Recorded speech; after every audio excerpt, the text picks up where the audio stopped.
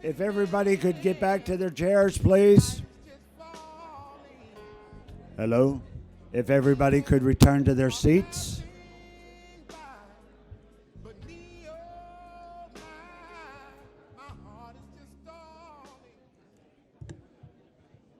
Get the Bloody Marys. Grab your seat.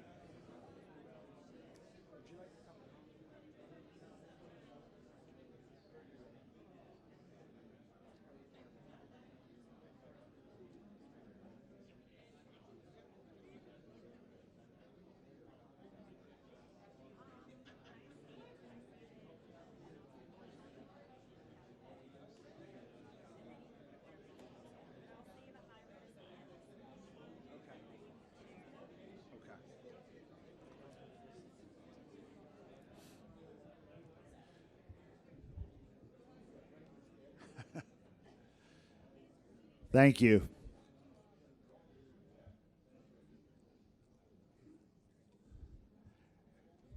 Everybody get their Bloody Marys?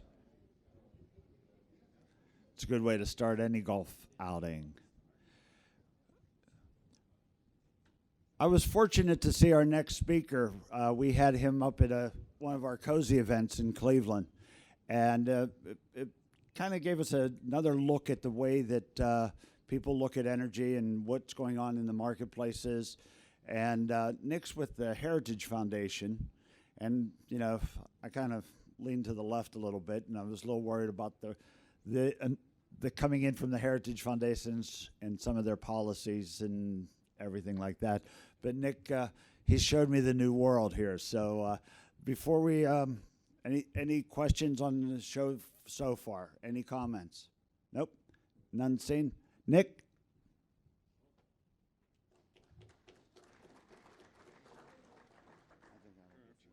Great, thank you. Well, thank you for that. For those of you who don't know what the Heritage Foundation is, we're a public policy shop in Washington. Our focus is on formulating and promoting public policies based on limited government and free enterprise. So when it comes to energy policy, we like free competitive markets. We're not big fans of subsidies, and we like smart, sensible regulation. So hopefully that's things that people can get behind. What we look at is how important energy is to our economy and to just our standards of living. And if you look at what energy provides for us as a critical building block of life and what energy policy means, if you have the right energy policy in place that provides access to resources and that allows for innovation and investment in new technologies, you see the economic benefits that really trickle down all the way to the consumer. And that end user could be the individual, it could be an energy consuming business, it could be any type of commercial residence as well. And if you look at what happens when we open access to those resources, you see huge, huge economic gains. I mean, if you look at just what's happening in Texas right now, where a barber is making $180,000 a year in the Permian Basin just for cutting hair and really shaving guys' heads for the most part. Those are kind of the ripple effects you see from the economic growth that can occur from smart, sensible energy policies that allows us to take advantage of our resources here in the United States. This just shows a small snapshot of what that could be. At the Heritage Foundation, we run the same energy model that the U.S. Energy Information Administration uses, the NEMS model. And we just did a little bit of a high resource case compared to a baseline case. As what happens if you open access to the resources that are on federal lands, not talking about drilling it by the Grand Canyon or on Yosemite, but looking at those federal lands that are energy rich and are multi-use lands that we can have energy production, we can have recreation, we can have hunting and fishing, as well as opening up our coastal outer continental shelf to energy exploration and production. And you see huge economic gains in terms of hundreds of thousands of jobs created, lower energy costs, and when you have lower energy costs, that allows you to have more disposable income to spend on other energy or other sectors of the economy. So that again, the ripple effects of what those energy economics and energy benefits bring provide huge resource benefits all across the economy. And just increasing standards of living as well. As the previous speaker mentioned, you have about 1 billion people without access to affordable, reliable power. And when people have affordable, reliable power, it increases their standards of living. And so this might be a little hard to see, but on the vertical axis, you have the UN's Human Development Index, and on the horizontal axis, energy consumption per capita. And there's a strong correlation here between access to energy and increased levels of prosperity, as well as increased levels of environmental protection as well. You think of environmental protection as a luxury good. People have the resources to take care of the environment when they have higher levels of growth and higher prosperity. They have more means and resources to take care of the environment. So what I'm going to focus on today, and I'm going to quickly run through these slides because I know we're running behind here a little bit, is to broaden this discussion out a little bit and objectively just look at what are the trends in energy policies, what are the trends in different resource use for different fuels and technologies, both in the United States and around the world, and then we can get into what energy policy looks like in Washington right now, what discussions are being had. I'd be more interested to hear what you guys are interested in talking about, so hopefully there's time for Q&A because again, I'd rather have this be much more of a discussion than a talk. If you look at where energy demand is today, it's really grown domestically and globally, especially over the past 2 years, and that correlates strongly with higher levels of economic growth. You're seeing higher levels of natural gas consumption, which isn't all that unsurprising. Different uses of natural gas as well. It's not just for electricity generation, but also for direct use in higher uses in petrochemicals, plastics, things of that nature. Part of the increase in energy demand was weather-driven here in the United States. We had an unseasonably long winter. That's going to drive energy demand up as well. One thing that I don't think a lot of people saw coming a decade ago was the fact that we are now a net energy exporter, and it looks like we will be for a relatively long time. We're exporting more coal because the economics of coal don't look so great here in the United States, but a lot of developing countries are continuing to build and expand their use of coal. Obviously, with natural gas, we've increased our liquefied natural gas exports substantially, not just around the world, but also down south and up north to our neighbors, Mexico and Canada. We're exporting more energy technologies, and in 2015, we lifted the ban on crude oil exports as well. So we're not just exporting refined petroleum products, we're now exporting more crude oil, which is better matching markets for the refineries that are able to handle the light, sweet crude oil. The Gulf Coast refineries made a lot of investments before the shale revolution to refine kind of those heavier sour crudes coming from places like Mexico and Venezuela and from the Middle East. And so now with the ban on the crude oil lifted, you're seeing a better matching of markets and less of a delta between the Brent price and the world prices. Global energy efficiency continues to improve, not at the pace that it had in 2015 and 2016. This is partly driven by policy.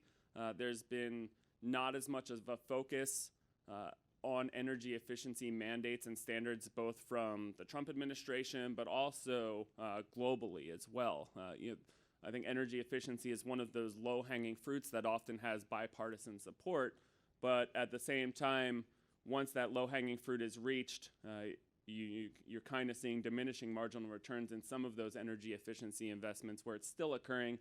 It's still largely being driven by market investments because it just makes practical economic sense from a consumer standpoint, from a business standpoint, to invest in energy efficiency technologies. And as you're seeing energy efficiency improve, you've seen consumption of energy per dollar of GDP drop significantly here in the United States, but also around the world.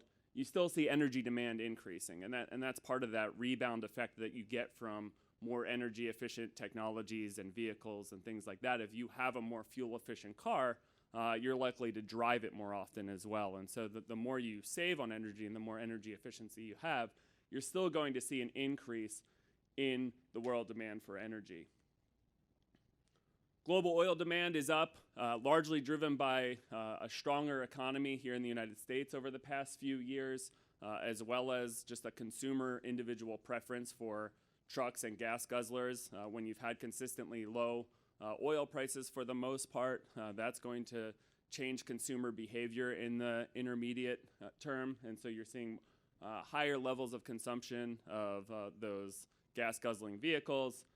Not to mention stronger economic growth in places like India and China. Not as much as projected, but they're still continuing to demand and use more oil, both in their industrial sectors, but also in their ability to get more vehicles on the road. This is just a simple projection of kind of what oil production might look like out to 2050 from the EIA.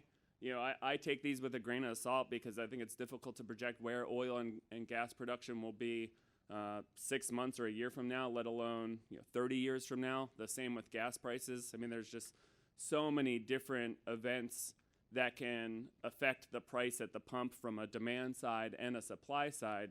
Just even recently looking back at what's happened in the last 2 weeks. I mean, you've had increased consumption domestically and increased production domestically, but you've also had the collapse of a Venezuelan economy. You have tensions in the Middle East with what's going on with Iran. You had an oil pipeline in Saudi Arabia being attacked by a drone, as well as 2 oil tankers being attempted to be blown up. And so there's so many different factors that go into the price at the pump and put upward pressure and downward pressure on oil prices that it's really difficult to know where production in the U.S. will go and how it will respond to the price incentives that are out there. But what we have seen over the past really decade has been quite remarkable, more than doubling our production to 12.2 million barrels a day, I think is what we're at for the latest month, which was just unheard of a decade ago and continues to set new levels. Again, the expansion of natural gas, I don't think I have to tell anyone in Pennsylvania what the shale revolution has meant to natural gas production, not just in the Marcellus Shale, but also in Eagle Ford and the Permian Basin and some of the associated gas that has been supplied. It continues to increase and take over more of our electricity market and is now the single largest source of electricity generation, overtaking coal. I mean, I remember when I started working on energy policy at Heritage, coal supplied 50% of our electricity, and I think it's down to just about 30%. And natural gas is the single largest supplier of electricity here in the United States. But again, it's not just power generation. You're seeing huge investments in the United States in petrochemicals and plastics. The American Chemistry Council has something like $200 billion of investment since the shale revolution have come to the United States, and they've specifically cited cheap natural gas as the reason why they've moved to the United States, and that doesn't look like it's going to slow down anytime soon. Again, you're going to see increase of an expansion of natural gas kind of across the board. This might be hard to read, but you see the liquefaction, increase in the electric power sector, as well as residential, commercial, and transportation. I think one thing that isn't talked about all that much is natural gas vehicles. I think there's a big policy push for electric vehicles, but you've seen companies like FedEx and like UPS, who have dedicated routes, invest in both NGVs and the NGV infrastructure, so they know where to put the refueling stations. And so who knows where that will go, but with the amount of natural gas that we have here in the United States and the fact that it looks like it's here to stay for a consistently long time, which I think people had some trepidation about in the past because natural gas prices were so historically volatile. But now it looks like we're just kind of turning on a spigot to get this gas. You could see more investment in the NGV sector, and you've seen it in some regards, but the impact has been pretty marginal. I think that one of the biggest obstacles to expanded natural gas use is infrastructure. Trying to get piped gas up to the Northeast has been incredibly problematic. From Pennsylvania and from Ohio to the Northeast, there's a very big NIMBYism problem that the Northeast is facing, and it's not just with regards to natural gas. They also have been opposing transmission lines that would be supplied from Canada that would bring in hydropower to the Northeast, and they seem hesitant to invest in those transmissions as well. And so really, I think what is preventing the expansion of natural gas even more so into the electricity sector and our economy broadly is this NIMBYism. Some of it's eminent domain issues. Some of it, with regard to places like Mexico, is just a new presidential regime that is hostile to markets and is more focused on resource nationalism, and so that creates some challenges, not to mention some of the companies, the pipeline companies that have invested in Mexico are now being extorted by some of the local governments and trying to renegotiate their contracts. So that's held up some pipeline expansion moving down south from energy production that's happening in the Rocky Mountain corridor in places like Texas. Again, LNG, I think, is a huge benefit that we've seen here in the United States because we have so much cheap natural gas. It wasn't all that long ago when we were building an LNG import terminal, and they essentially rejiggered that terminal to make it an export terminal. And now we are exporting LNG to 30 different countries on 5 different continents, as well as expanded natural gas trade going to Canada, as well as Mexico, in spite of all of the regulatory problems that we faced with getting some of these pipelines permitted and up and running. And it's incredible. I've been to a few of the countries in Europe who are really pining for our natural gas, and not just from us, but also from Qatar and from Australia. They just want more choice, and they're willing to pay a premium for it because they just don't want to be dependent on Russian gas anymore. And so they're making the investments to build even more LNG import terminals and incur some of those higher costs in the near term to provide some more energy security and energy choice. Because we've seen what Russia did with Crimea and the Ukraine, that they can just turn the spigots off. And that presents a lot of problems if you are heavily reliant on one country who uses energy to manipulate markets for political purposes. And it's really encouraging to see what's happening in places like Poland and Croatia and Lithuania and Estonia to diversify their energy markets. And the U.S., again, is not just exporting this energy, but we're exporting freedom. And I think that's a really important point that needs to be underscored because we certainly weren't in that position a decade ago. I think what's been interesting for me is just to see how natural gas has responded in competitive electricity markets. And this is a little hard to see, but what you've seen in response to, higher coal prices and cheaper natural gas, as well as regulations like the Mercury Air and Toxics Rule and some of the regulations that were promulgated under the Obama administration, is in competitive electricity markets, you're seeing, both because of the regulation and because of market forces, you're seeing investments and dramatic expansion of new low-cost technologies, whether it's renewables and natural gas, in these competitive electricity markets. So in the PJM capacity market and places like Texas, which is an energy-only market, the triangles are the merchant plants. And you see in these areas where you have competitive markets, there's a high investment and expansion of those merchant plants. In some of the other areas where you still have these vertically integrated markets and monopolized electricity markets, you're essentially seeing big utilities pass those costs on to consumers and building in the cost of the regulation into the rate base. And so I think if you just look at competitive versus monopolistic markets, you've seen the benefits in terms of lower energy prices, both in the Midwest, but also in places like Pennsylvania, where competition and choice in different energy technologies and sources is really driving new investments. And I think from a a free market perspective, that's what we want to see. I think if consumers are demanding 100% renewables, they should have the option to do that. If businesses want to go 100% renewable, they should have that option. And what you have when you have choice, both from a generation side, but also from a retail side, that provides that competitive element of electricity markets that we haven't seen really in a very long time. And Texas has kind of been this natural experiment for a really long time. And if you've been to Texas, I mean, it's wild. The wind production that you see in a place like Texas, if it were a country, it would be the 5th largest wind producer in the world. But you're also seeing distributed gas plants, potential investments in distributed coal-fired power plants. They walked away from 2 nuclear plants because they were too costly in an era of cheap natural gas. And it wasn't the ratepayers who ate those costs. It was actually the companies who were investing in them. And I think that's what you get from competitive electricity markets, where it's more like shopping for an Airbnb. You're not just, it's not just one choice anymore. You can make long-term investments, short-term investments. You can hedge your bets on where you think different price points will be. You can choose your electricity sources.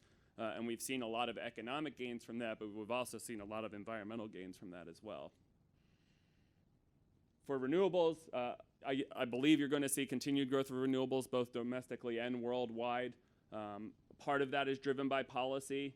You have the states with renewable portfolio standards that mandate a certain percentage of their electricity come from renewable sources in most of the country, as well as just the cost coming down. I think in an era where they're trying to phase out some of the targeted tax credits for wind, the wind production tax credit, solar, the solar investment tax credit, you still see these technologies that are cost competitive with conventional sources of energy. And so that's encouraging from a competitive standpoint.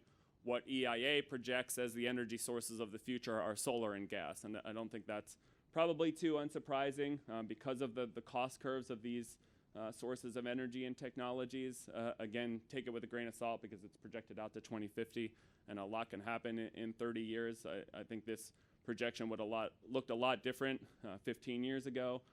And coal probably still would have been king before the shale revolution. So again, technologies can change, innovations can change market energy landscapes very quickly. But just to give you a snapshot of kind of what the EIA projects as the future for electricity generating capacity, replacing existing generating units. Now, the growth of renewables is encouraging, but I think putting it in the context of overall energy consumption from a global standpoint, you're still talking about a very small slice of the pie. In the United States and around the world, you have 80% of our energy resources coming from coal, oil, and natural gas. And I think you'll see some growth projecting out over the next few decades, but it's not going to be at a point where, even with all of the investments and commitments from cities, from states, from countries, people use conventional sources of energy because they're cheap, they're abundant, and reliable. And again, I have no problem with more renewables overtaking some of those conventional fuels, but it's pretty clear that with the abundance of coal that we have around the world, the abundance of natural gas that we have around the world, and oil prices being where they are, I mean, if you look at a place like Europe, where gas prices or petrol prices are the equivalent of $8 to $9 a gallon, and they haven't shifted over to electric vehicles or biofuels, suggests to me that oil is still the transportation fuel of choice, and it probably will be for a very long time, even at higher price points. And that might not be the case, but it certainly looks that way.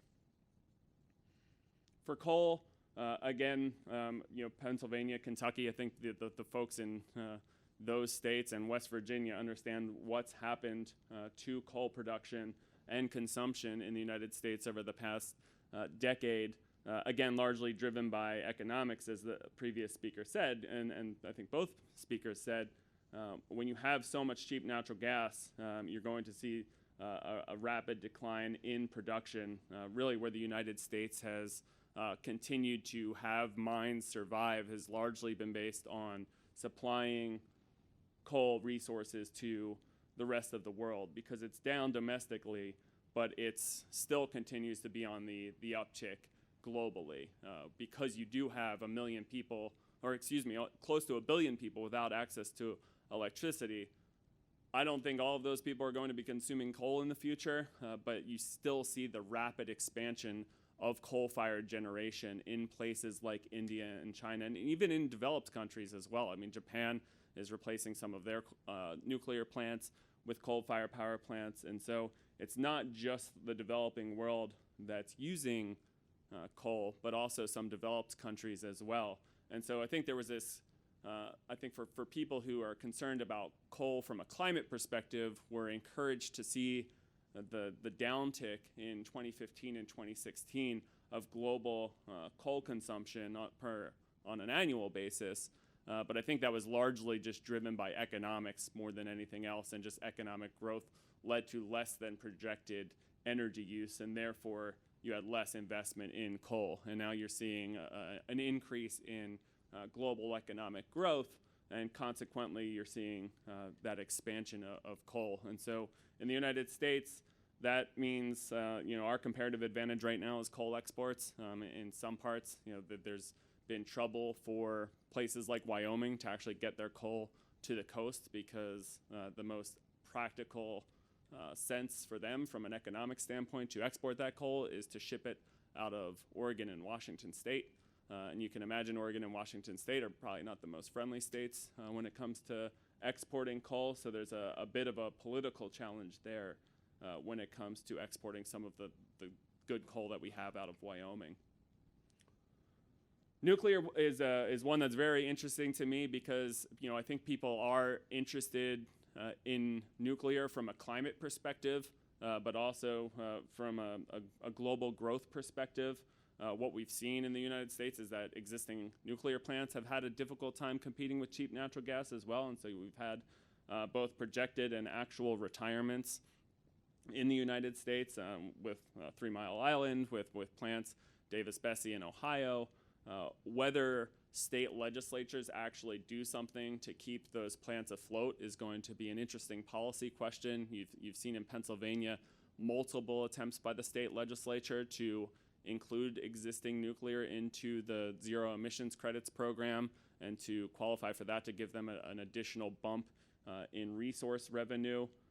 And you've seen the same thing with places like Ohio, and you've seen it from the Department of Energy as well. There was the big notice of proposed rulemaking where the Trump administration considered bailing out a lot of these uncompetitive coal and nuclear plants, and that kind of chilled a lot of investment in new natural gas plants. When I was in Cleveland, I was talking to one company, and they said they were just waiting to see what was going to happen with the state's legislative decisions, because those natural gas plants that they were ready to invest in didn't make sense if the existing coal power plants and the nuclear fleet was going to get bailed out. So those decisions to keep those power plants running, even if they're uneconomic, have a lot of ripple effects on energy investment decisions down the line. And the graph on the right to me is pretty interesting because nuclear policy is one of those issues where you haven't had economies of scale like you do with other energy sources and technology. So on the horizontal axis, you have construction costs, and on the vertical, you have construction duration. And as you see, both in the United States, and this has happened in many cases around the world too, is that the more you've built, it's become more expensive, and it's taken longer to build. And I think that's been the real problem with these advanced modular reactors. To the earlier question about TerraPower, I think TerraPower has a lot of promise, both economically and environmentally. And Bill Gates was very keen on building those plants here in the United States and said, essentially, we want to build these here. We know they don't provide as much power as the large light water reactors, but they cost less, and we think they'll be good in some of these remote areas. And they essentially went to the Nuclear Regulatory Commission, and the NRC said, well, we're having a hard enough time licensing and permitting these large light water reactors. Come back to us in 6 to 8 years. And this has been the case with almost all the SMR companies that are out there. And for companies that aren't TerraPower and don't have Bill Gates' financial backing, a lot of the venture capital just gets sucked out the window when someone tells you that the regulatory process is going to take 6 to 8 years, even for a potential reactor to be built. So then Bill Gates decided to take his talents to China, and now we have a trade war with China going on, so he's probably not going to build it in China. And so I think there's a lot of policy and regulatory obstacles that threaten the future of SMRs both in the United States and around the world. And that's frustrating to see from someone who is really encouraged by SMR technologies from a economic standpoint and an energy abundance standpoint and a climate standpoint, honestly. I'll quickly wrap up here because I know I've got about 5 minutes yet. But the policy battles in Washington, the Green New Deal has been something that's been kind of put out by the left as kind of a guiding principles document for where they want to take energy and climate policy, transitioning to 100% renewables, reducing greenhouse gas emissions as much as feasibly possible from the transportation sector. It's got a groundswell support from some candidates who are running for president, as well as from some legislative bodies and folks in both at state and local governments, but also from members of Congress. But there's another faction of the Democrats who I think are more focused on looking at carbon taxes and things that aren't as aggressive as something like the Green New Deal.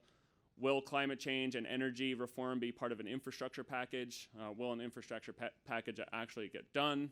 Probably not, because there's too much political divisiveness in Washington that I can't see them actually agreeing on anything other than potentially maybe spending a lot of money. But I don't know if you'll actually see any type of regulatory reform that would help encourage new energy investments for different EGUs and for different infrastructure.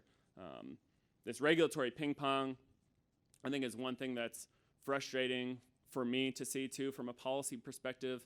You've gone from the Clean Power Plan to the Affordable Clean Energy Rule, and you've gone from more stringent fuel economy mandates for vehicles to less stringent ones.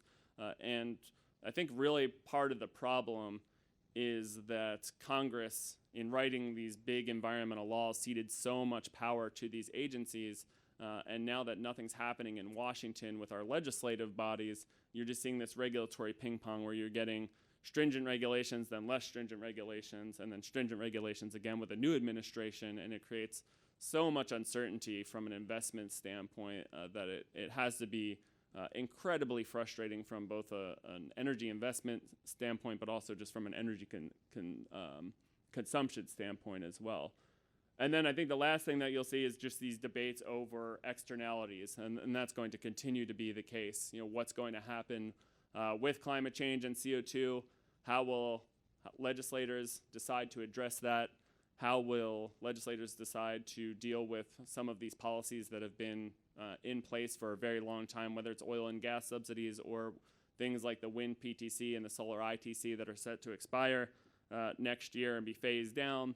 But we've also heard that story before. Usually, they're on a 5-year phase-out period, and then 5 years comes up, and then they're on another 5-year phase-out period, and then these policies get entrenched and stuck in place for a very long time. So those are the big kind of outstanding policy battles from Washington. And as I mentioned, I think the administration's action on coal and nuclear plants, and if the Department of Energy will actually do anything to bail out some of these uncompetitive power plants based on the notion of grid security and energy security.